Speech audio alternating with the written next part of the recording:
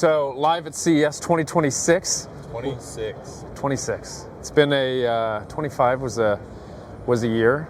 It was a year. And done. We're done. It's gone. It's over. 25's done. 25's done. Not talking about it anymore. I'm finished with it. But now a lot of new and exciting stuff here.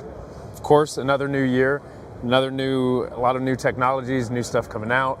What have you seen? Any changes? Any market-driven things? Everybody has buzzwords. This year's buzzword is definitely AI. My favorite was physical intelligence. So we had all of the AI, and then there was so much AI that literally these guys said, we're going to the physical intelligence route. That's right. We got to go analog now Analog in a digital devices. world. It was called Analog Devices Hall with physical intelligence. Yeah. And they just leaned all the way in on that. That was fun play on words. Yeah. So that's interesting. So the AI portion is everywhere. Everything is driven. So we see it in software. We're seeing it in technologies and mobility, med tech, you name it. Every end market is having AI. Everyone. I think overall then, great success here at CES. So I think we've had a lot of great conversations. Battery testing and I think the one big draw is still there is battery testing. Batteries are in everything. I don't think we stopped by one customer where we didn't talk about battery testing in some shape, form, or fashion.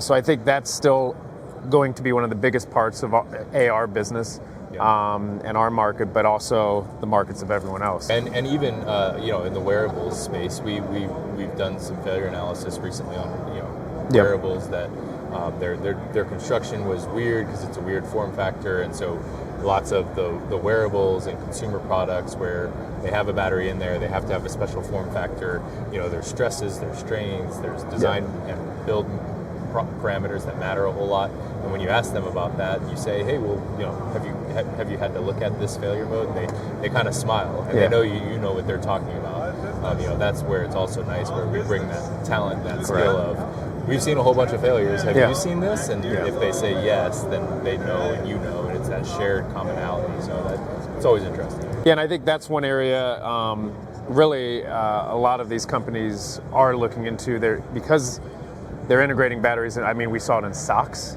We saw it in rings. We've seen it in every piece of clothing. Rings. There was a cool wearable where, instead of the AR goggles that just sit on your face the whole time, they had it flip up on top of the headphones. And, then you could flip that back down. And I asked him, where's the battery? And he's like, that's a really good question. How'd you know to ask that?